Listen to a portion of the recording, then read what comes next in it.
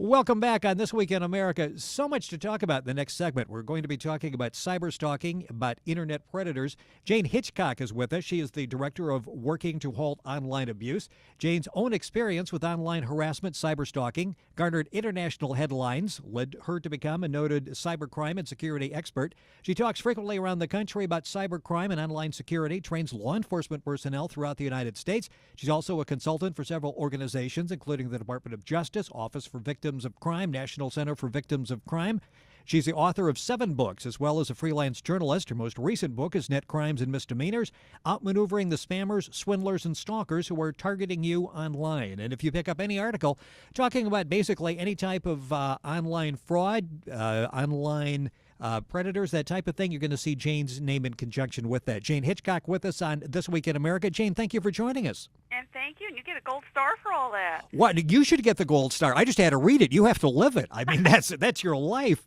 So many things to talk about. And I guess let's go back and establish how you got involved in this. I think it was January of 1996 when you had the ultimate nightmare. I mean, we all get on the internet. We zip emails out to people. We get emails. We think it's all well and good. Tell us about your experience, which I guess is still going on to this day. Well, it kind of still going on. Back then when it happened, what ultimately the whole thing resulted in was because I blew the whistle on a scam literary agency. I was trying to help some writers get back their money, and I was doing it online. And as a result, even though I didn't know it at the time, they were impersonating me on the internet, and it got really, really nasty. And the 2 people eventually were arrested, but it took forever. And the one is on probation until the end of this month. And this happens, I think, a lot more than most people realize. Reading a major story in the New York Times just a couple of weeks ago. And in fact, you were quoted in there talking about how easy it is to anonymously carry out a vendetta, what you were calling basically internet road rage. You can pretty much get back at anybody. Yeah, it is just amazing, and it can be what I call a perceived misjustice. Somebody feels that they have been wronged in some way, whether or not they really have, and they decide to take it out on whoever they pick, basically. And with internet road rage, it tends to be a stranger, just like on the road when somebody starts chasing somebody down the highway. It's not like they know the person usually. They just start chasing somebody, and you just don't know why they do it. It's the same thing that happens online. How were you victimized? What were some of the techniques they used against you, which I think might point out to some other people, to the listeners on This Week in America, what they should watch out for? Oh, well, they were forging messages in my name on a bunch of news groups. This is before Yahoo groups and message boards were out, and this is the big thing, back in 1996 was Usenet, also known as news groups.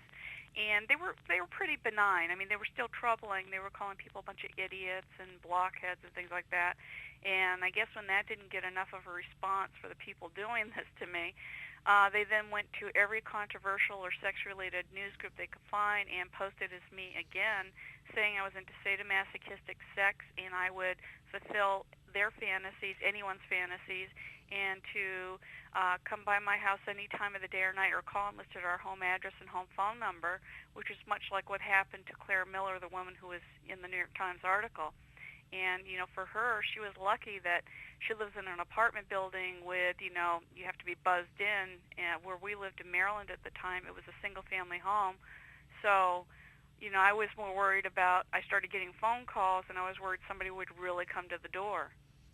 Yeah, and in her case, I mean, this was frightening. Someone was actually stalking her. Well, actually, they were posting personals in her name. Yeah. It was the same sort of thing that happened to me.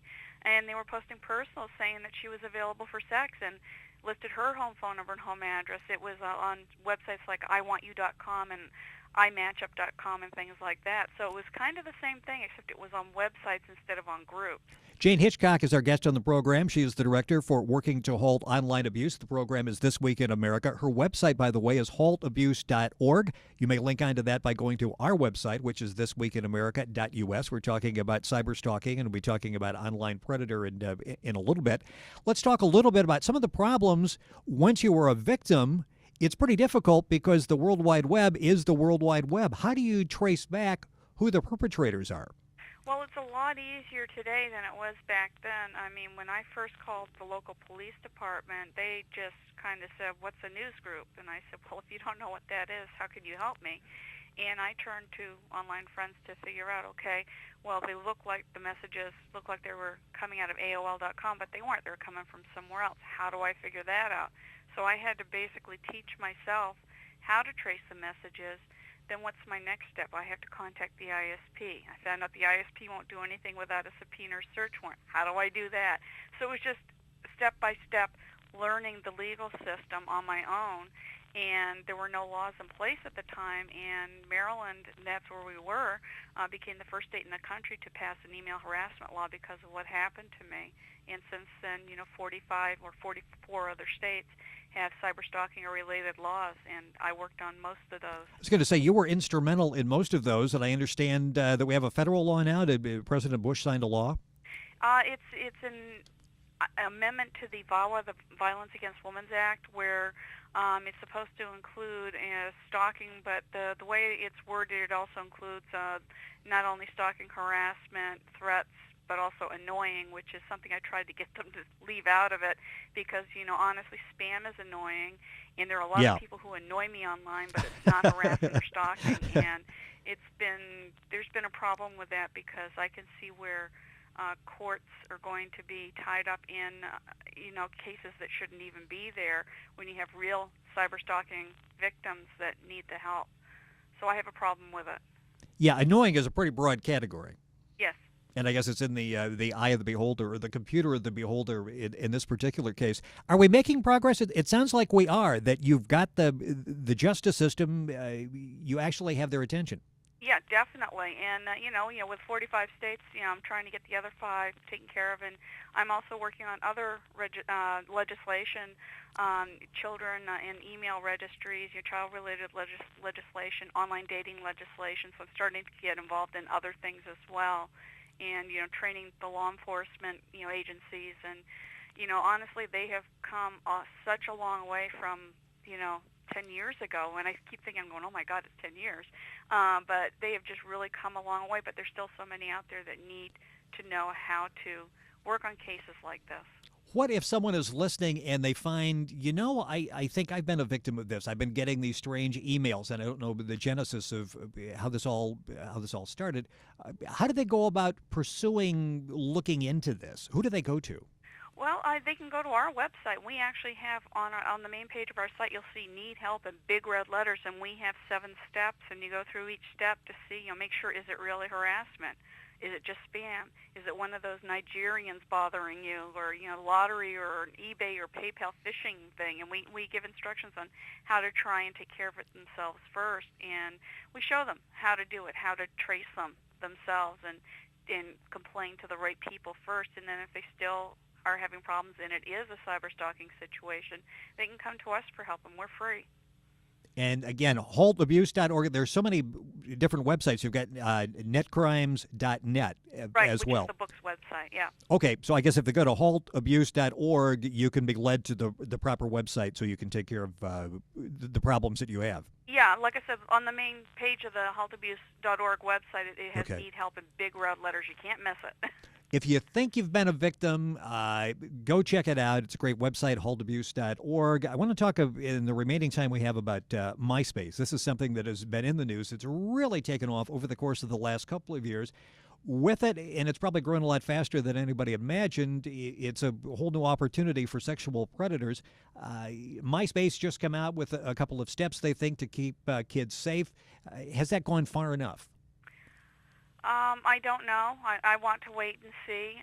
There are other things I think they could do to make it a little bit safer. Honestly, when people sign up, I think if somebody signs up and says they're under the age of 18, their profile should automatically be made private. Right now, it's only 14 and 15-year-olds, as far as I know, that they're automatically made private. And most of these kids, these teens, have no idea that anyone anywhere in the world who is online can view their profiles. And when I go to the high schools and I do the assemblies with, 500, 800 students, and I actually show them profiles from their high school, they freak out. They can't believe that I can see their profile. And, that's the whole point. I tell them, I say, it's because MySpace doesn't make it really clear when they register and they get their own little space on MySpace that there are ways to make them safer, that there is a way to make it private until they approve, people to Right. view what they want them to view, and all these things. And there are ways to make it a little bit safer.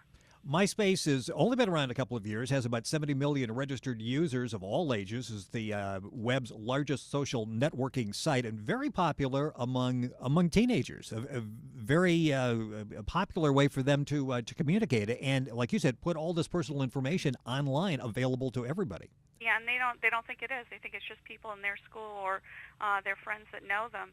And and on purpose, when I do these talks, I pull up. I find out how many students actually have MySpace profiles at that high school, and I show the first page of the results in my PowerPoint presentation, and then I find two profiles, one of a boy and one of a girl, that put too much information in there. And honestly, 9 times out of 10, over 90% of the profiles I look at have too much information, so it's not hard to find. And I show them, I say, you've got your full name up there. This one girl had where she worked part-time after school. They have photos of themselves up there. And surprisingly, they're not usually suggestive photos, but they're still photos, so that it makes it so easy for a predator, to find out, number one, where this girl works after school. He can, camp out in front of there, find out what her schedule is. Right. He knows what she looks like. I mean, I can just see all these scenarios in my head, and I'm telling them, there are people out there that do this.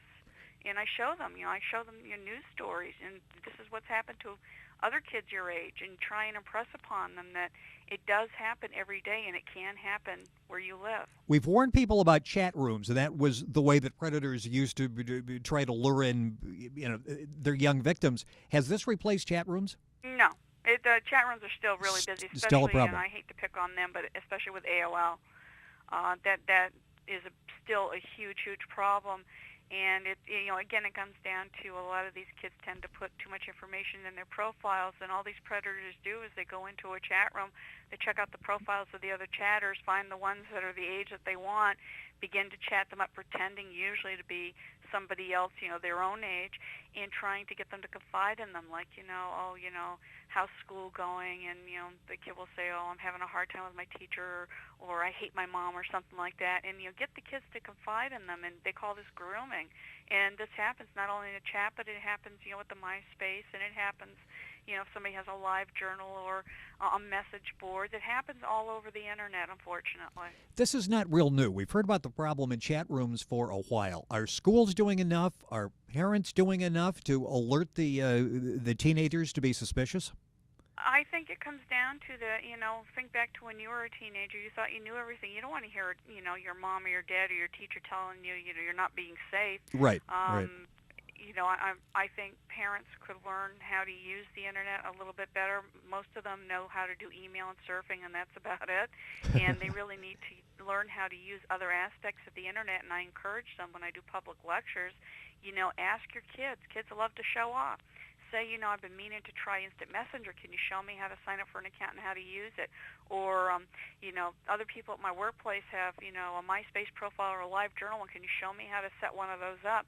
Have your kids show you how to use the net. And in the same way, you're also getting them to show you what they're doing online without being nosy and being real obvious about it. So, there are ways to find out what's going on. You're listening to This Week in America. Jane Hitchcock is with us on the program. She's director of Working to Halt Online Abuse. The website is haltabuse.org. Just a couple of minutes left in the program. I would assume what you're doing right now is very rewarding because, as you mentioned, if a teacher even says something, it goes in one ear and out the other. And certainly if parents do, there's sort of a stone wall that goes up when they say something. You're a stranger coming in, talking to them. I would assume what you do is very rewarding in that you're getting through probably to many of these kids. Oh, it's really amazing when you can make 800 high school students shut up real quick. When I show them the results of the profiles I found from their school, a pin can drop. And at one of the places where I lectured, the girl that I profiled, she emailed me after. She was very mad at me. She said, how dare you put my profile up there? And I said, that was the whole point of it. If I can see it, anyone can see it. And she ended up marking her profile private because of that. But it takes me actually coming in and scaring them and shocking them to make them realize that, gee, I'm not as safe as I thought I was. Are we making progress? Slowly. Yeah, Honestly, yeah. it's there's only one of me, and I know there are other organizations online that are doing things like what I'm doing, but it's really hard to keep getting the information out there and keep it out there. And I would assume just when you think maybe you're beginning to get a handle, a whole new scam of some kind comes up, and you're starting over. Oh, definitely, and I'm learning all the time. I mean, I'm an expert, but as an expert, I'm still learning. All the latest things that are going on online. So, just when I think I've seen it all, something new happens. Well, Jane Hitchcock has been our guest on the program. As I mentioned in the beginning, there's so many things to talk about. We'll have Jane back. Her most recent book is Net Crimes and Misdemeanors, Outmaneuvering the Spammers, Swindlers, and Stalkers Who Are Targeting You Online. I want to talk about the book, and we'll get Jane back to do that. Her website is halledabuse.org, or you can link on to ours, which is thisweekinamerica.us. Jane, thank you so much for being with us. Keep up the good work, and hopefully we'll have you back and talk, because I'm still getting these Nigerian emails. Oh, I can tell you lots of stuff about those. We'll do that next time. Jane, thank you. Okay, that sounds great. We'll be right back. Okay.